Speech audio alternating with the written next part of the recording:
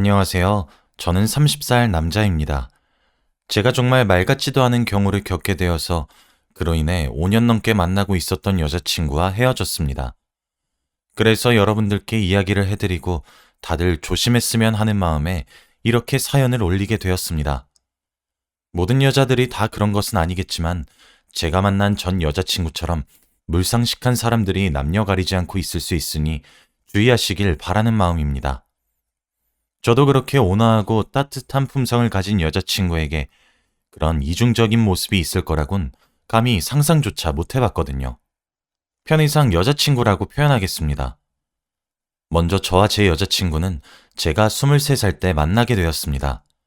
사실 연인으로서 5년을 넘게 만났지만 저희는 원래 같은 대학교 같은 학과에 다녔던 대학 선후배 사이였습니다.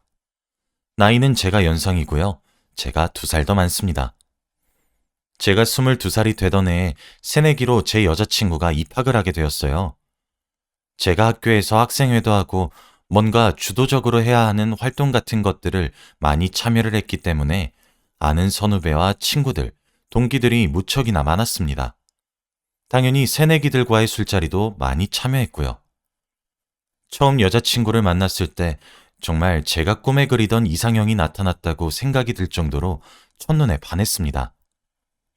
하지만 저는 남들보다 군대에 늦게 가게 되어서 내년에 입대를 해야 하는 사람이었기에 그런 제 마음을 애써 모른 척 했어요.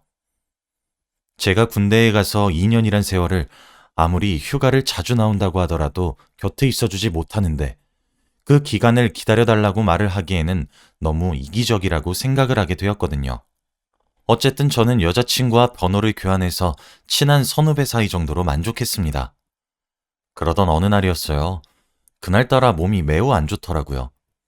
아침부터 몸이 정말 끊어지는 듯한 고통이 들고 머리가 깨질 것 같아서 학교고 뭐고 병원부터 찾아갔습니다. 병원에 도착해 열을 재보니 39도가 넘는 고열이었고 저는 독감에 걸렸던 사실을 병원에 가서야 깨달았습니다. 저는 그 당시 자취를 하고 있었는데 병원에서 돌아와 정말 전기장판을 끝까지 올린 채로 잠만 잤던 것 같습니다. 한참이나 잤을까? 누군가 문을 쿵쿵쿵 두드리는 소리에 눈이 슬며시 떠졌어요. 콜록거리며 누구세요? 하며 문을 열었더니 문 밖에 여자친구가 서 있더라고요. 그날 여자친구와 저는 같은 전공을 듣는 날이었는데 여자친구가 걱정이 돼서 찾아온 거더라고요. 아침부터 연락이 없어서 처음엔 자는구나 생각을 했는데 오후가 넘어가도록 전화도 안 되고 연락도 한 통 없으니 걱정이 되었고 저희 집 주소를 제 동기에게 물어서 집으로 찾아온 것이었습니다. 저를 보더니 여자친구는 오빠 어디 아파? 라고 물었고 그래도 절 걱정해서 집까지 찾아온 후배를 문 밖에 세워두기가 조금 그래서 잠시 들어올래? 하며 집으로 들였습니다. 저는 걱정 끼쳐서 미안하다는 말과 아침에 너무 아파 병원에 갔더니 독감이란 사실을 알게 되었던 사실과 그리고 집에 오자마자 약을 먹고 잠만 잤다고 그러니까 너도 조금 있다 바로 갔으면 좋겠다고 했고 그대로 약을 먹고 저는 침대에 누웠습니다. 옆에서 분주하게 걱정하는 여자친구를 보니까 귀엽기도 하고 귀찮기도 했어요. 그렇게 한참의 시간이 지났을까 저는 푹 잠을 잤고 눈을 뜨니 새벽 4시를 가리키고 있더라고요. 그제서야 허기짐이 느껴졌어요. 뭐라도 먹어야 하는데 남자 혼자 사는 집에 먹으리 건강한 음식이 있겠습니까? 그런데 집에서 맛있는 냄새가 나더라고요. 냄새에 홀려서 주방을 가보니 죽 한 냄비와 찌개 하나, 그리고 각종 밑반찬들이 냉장고에 줄지어 있더라고요. 알고 보니 제가 약을 먹고 잠에 들자 여자친구가 몰래 장을 봐서 밥을 해놓고 갔더라고요. 그리고 근처에 쪽지가 한 장 놓여져 있었습니다. 오빠가 일어나서 먹는 것까지 보고 가려 했는데 시간도 너무 늦었고 오빠가 너무 잘 자고 있어서 못 깨웠어. 얼른 나왔으면 좋겠네. 내일 봐. 그때 저는 생각했죠. 아, 난 더 이상 마음 숨기는 거 절대 못하겠다 하고요.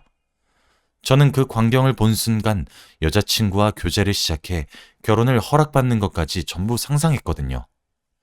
그리고 그 다음 날에 여자친구를 만나 사귀자고 고백을 했고 여자친구도 당연히 저를 받아줬습니다.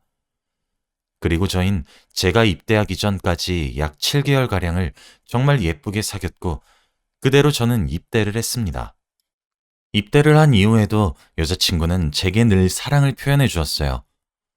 훈련병 시절에도 제가 편지를 제일 많이 받은 병사였고 군대에 입대한 2년 내내 절 살뜰히 보살펴 주었죠. 진짜 군대에 전역한 뒤에 여자친구 호강만 시켜주겠다는 일념 하나만으로 군 생활을 버텼습니다. 그렇게 전역을 했고 전 여자친구와 1년은 함께 대학교의 마지막 학년을 다녔고 우린 함께 졸업했어요. 제가 전역을 하고 졸업을 할 때에도 저와 여자친구의 사랑은 변치 않았습니다. 운이 좋게도 제가 여자친구보다 더 좋은 곳에 더 빨리 취직을 하게 되었고 제가 여자친구를 뒷바라지한다는 생각으로 많이 도와주었습니다. 제 여자친구도 결코 못난 사람이 아니었기에 제 뒷바라지와 응원에 힘입어 저와 비슷한 수준의 기업에 취업을 하게 되었습니다. 그리고 저는 제가 가장 빈곤하고 없어 보이고 힘들었던 순간 모두를 함께 보내준 여자친구가 너무 고마웠고 여전히 사랑했기에 하루빨리 결혼을 해서 안정적으로 지내고 싶었습니다. 저는 여자친구에게 프로포즈 이벤트를 준비해서 청혼을 했고 당연히 여자친구도 승낙했고 그렇게 하나둘 결혼 준비에 갖춰갈 것을 상의하면서 양가 부모님 간의 인사를 앞두고 있었습니다. 그러던 어느 날 제 동기 중 가장 친한 친구 놈이 제게 술을 먹자고 하더군요. 평소 술을 입에도 대지 않았던 놈이라 제가 무슨 일이라도 있는 것이냐며 물어봤죠.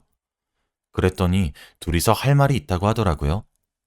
저는 무슨 일이 있어도 큰일이 있는가 보다 싶어 약속 장소에 나갔습니다.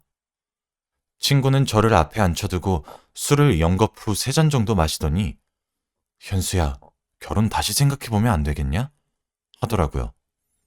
아니, 앞뒤 다 잘라먹고 그렇게 말을 하는 이유가 뭐야? 라고 물으니 친구는 한숨만 푹푹 내쉬었어요.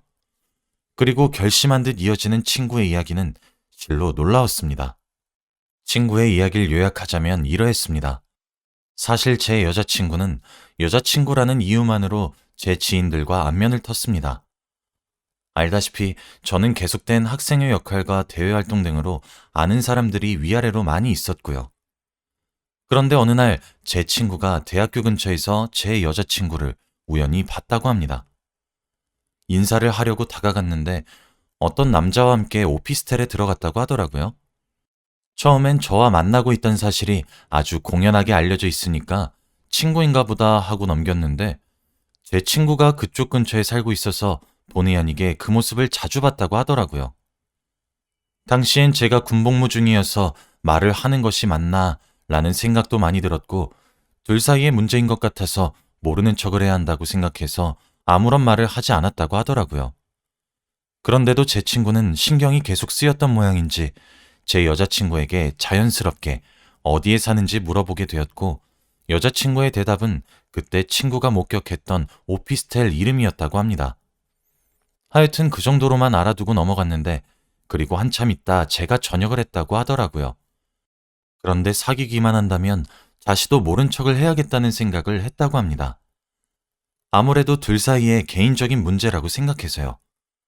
그런데 청혼을 했단 얘기를 듣게 되었고 그로 인해 결혼 준비까지 한다는 사실을 알게 되니까 찝찝하더라도 짚고 넘어가는 것이 맞지 않냐는 생각이 들었고 그제서야 제게 고백을 해왔던 것입니다.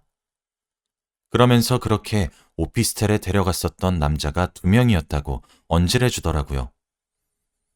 저는 처음에 대체 이런 말 같지도 않은 소리를 왜 하는 것이냐고 네가 그러고도 친구냐며 화를 내기 시작했지만 친구는 차분히 미안하다고 사과하면서 그래도 찝찝한 것들은 짚고 넘어가야 되지 않겠냐고 설득을 했고 그러면서 제게 묻더라고요. 여자친구의 자취방에 가봤냐고 하면서요. 근데 그 질문을 들으니까 대답이 턱하니 막히더라고요. 정말 여자친구의 자취방을 5년이란 세월을 넘게 만나고 있으면서 단 한 번도 가보지 못했거든요. 아무런 대답을 하지 못하는 것을 본 제 친구는 그러니까 확인하고 결혼해보란 거야. 나도 너한테 욕먹을 거 각오하고 네가 소중한 내 친구놈이라서 말하는 거야. 찝찝하게 생각하지 말고 네 눈으로 직접 확인하고 결혼 결심하란 말이야. 라고 얘기를 하더군요. 그렇게 친구와의 술자리를 종료했고 집으로 가는 길 내내 곰곰이 생각했어요. 생각해보면 제가 자취하고 있어서 여자친구가 늘 제 집으로 왔더라고요. 내가 놀러 가겠다고 해도 부모님이 엄하셔서 남자친구가 오거나 그런 거 알게 되면 크게 혼난다고 한 적도 많았고, 자기는 결혼 전에 집에 남자가 오거나 이러는 거 너무 싫다고 해서 참 순수하다고도 생각한 적이 있었습니다. 그래서 저는 여자친구의 집 주소도 모르고 아무것도 몰랐어요. 굳이 싫다고 하는 애를 붙잡고 꼭 가겠다고 하지 않았기 때문에 몰랐던 것도 알려고 하지 않은 것도 맞더라고요. 다음 날이 되었고 저는 회사에 연차를 낸 뒤 여자친구의 퇴근 시간에 맞춰서 친구가 말을 해준 오피스텔 근처로 향했어요. 마침 맞은편에 개인 카페가 하나 있어서 여자친구가 올 때까지 기다렸죠. 근데 제 친구의 말이 맞더라고요. 이제 퇴근하고 집에 가고 있다는 여자친구의 메시지와 함께 제 눈에 보인 것은 남자 2명과 함께 친구가 말해준 집으로 들어가는 것이었습니다. 저는 조용히 그들의 뒤를 따라갔고 3사람 모두가 303호로 들어가는 것을 알게 되었어요. 설마 하면서도 마음을 가다듬고 초인종을 눌렀습니다. 띵동하는 소리와 함께 문이 열리더니 제 여자친구가 누구세요? 하며 문을 열고 있더군요. 그리고 저를 보고 하얗게 얼굴이 질렸더라고요. 그러면서 말을 막 더듬으며 어떻게 왔냐고 묻는 말에 여자친구를 밀치고 집 안으로 들어갔습니다. 그랬더니 남자 2명 중에서 한 놈은 거실에서 TV를 보며 누구야? 라고 하고 있고 다른 한 놈은 부엌 식탁에 앉아 뭘 먹고 있더라고요. 여자친구는 제 뒤를 따라와 절 붙잡으며 오빠, 다 오해야 하는데 제 여자친구의 한마디에 2놈도 상황 판단이 다 되었던 것인지 먹는 것을 그만두고 입을 닫고 안녕하십니까? 하면서 제게 인사를 하는데 그게 그렇게 기가 막힐 수가 없더라고요. 그래도 사촌동생이나 다른 친척의 관계일 수도 있으니까 부글거리는 속을 억누르고 제대로 설명해줘. 지금 이게 무슨 상황인지 라고 말을 했어요. 여자친구는 일단 그 남자 2명에게 잠시만 집을 나가 있어 달라고 부탁했고 저와 거실에 앉아 이야기를 나누기 시작했어요. 오빠, 어디서부터 이야기를 해야 되는 건지 모르겠지만 전부 다 오해야. 진짜 진심으로. 원래 나 부모님이랑 함께 서울에서 계속 지내고 있었는데 내가 대학교에 입학하고 20살 되자마자 우리 부모님이 농촌으로 귀농을 하셨어. 그러면서 서울에서 내가 살 집에 보증금과 첫 3개월의 월세 정도는 지원하겠지만 그 이후로 드는 월세와 생활비는 지원하지 않겠다고 내가 벌어서 사용하라고 하셨거든. 아무튼 그렇게 살게 되었는데 정말 학교 다니면서 일도 하고 그러는데 월세까지 맞춰서 내는 거에 쉽지가 않더라고. 그런 상황이 계속되다가 오빠가 군대에 입대하게 되었고 가뜩이나 힘든 상황에 있는 오빠한테 내 사정 같은 것들을 도저히 말을 할 수가 없었어. 어리광 부리면서 오빠 힘들게 하고 싶지 않았거든. 결국에 생활고에 시달리게 되었고 어떻게 해야 하는 와중에 쟤네들이 그걸 알게 되었어. 원래 같은 중학교에 다녔던 동창들인데 동창회에서 이런저런 이야기가 나와서 말이 나오게 되었고 그 이후로 그 2사람이 나한테 함께 살자고 제의를 했는데 들어보니까 별로 나쁠 것 같지 않더라고. 그래서 내가 지내고 있었던 오피스텔 보증금 빼고 쟤네가 모은 보증금이랑 합쳐서 지금 살고 있는 이곳 구한 거고 월세도 셋이서 각자 한 달씩 돌아가면서 내기로 했어. 그래서 지금까지 이렇게 지내게 된 거고. 그게 나도 월세를 부담하기엔 생활비랑 이런 것까지 너무 부담돼서. 그런데 정말 아무런 일도 없었어. 서로 집에 들어오면 피곤해서 말도 잘 안 해. 저는 정말 듣는 내내 진짜 기도 안 찬 거 있죠? 그렇게 떳떳하면 나한테 왜 숨겼어? 난 네가 나 군대도 기다려주고 너무 사랑해줘서 젊은 나이에도 너랑 결혼하고 싶다는 생각 하나만으로 지내고 있는데 뒤통수를 쳐도 사람 뒤통수를 이딴 식으로 치냐? 이거 왜 숨겼는데? 너도 이게 정상적이지 않다는 걸 자각하고 있으니까 몇 년씩이나 숨겼던 거겠지. 진짜 내가 화도 안 나. 너무 어이가 없어서. 오빠. 아니, 오빠가 생각하는 그런 게 아니라니까? 오빠한테 말 안 한 것은 이렇게 오빠가 오해를 할 것 같아서 말을 일부러 안 했던 거였어. 그리고 외국에는 이렇게 사는 애들 많아. 우린 집을 공유하는 사람들인 거지. 쉐어하우스. 여기가 외국이냐? 그럼 막말로 넌 내가 네가 알지도 못하는 여자 2명이랑 함께 산다고 하면 너 이해할 수 있겠어? 웃기는 소리 좀 하지 마. 그래, 네 말대로 아무 일 없었다고 치자. 너 지금 이거 나한테 몇 년씩이나 속인 건지 알긴 알아? 그런데 내가 널 뭘 믿고 결혼을 해? 스스로 단점을 고칠 생각은 하지도 않고 숨길 생각만 하는 데다 용의주도하게 행동만 하는 너를 믿고 내 평생은 미래를 맡기겠냐고. 여자친구는 아무런 말도 하지 못했고 전 그런 여자친구에게 난생 처음으로 고함을 버럭버럭 질러댔습니다. 우리 결혼하는 건 다시 생각해보자. 그뿐만 아니라 우리가 다시 만나는 것도 생각해봐야겠다. 라고 말을 한 뒤 여자친구의 집을 나섰고 여자친구는 그제서야 울면서 오빠 하면서 절 따라 나와 붙잡더라고요.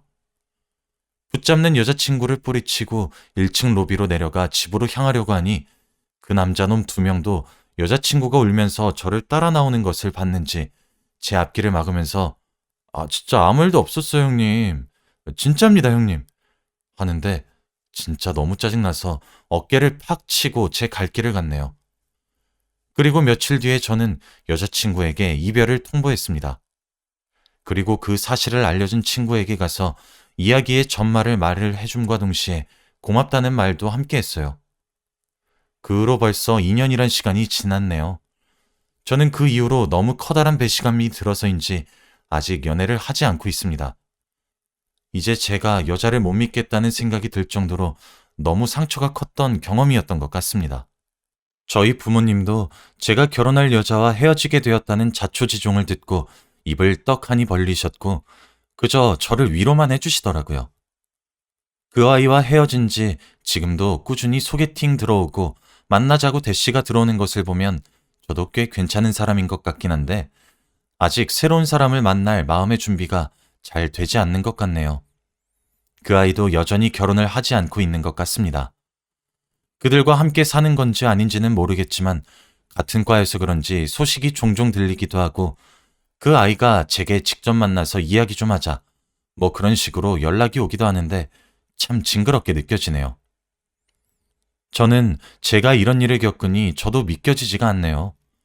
여러분들도 결혼을 하기 전에 상대에 대해 잘 알아보고 결혼을 진행하셨으면 좋겠습니다. 저처럼 나중에 뒤통수를 크게 맞지 마시고요. 저는 한 번씩 제 동기인 친구가 제게 언지를 해주지 못했다면 영원히 몰랐을 것이고 결국 지금 결혼해서 함께 살고 있을 거란 생각만 하면 온몸에 소름이 돋을 지경입니다.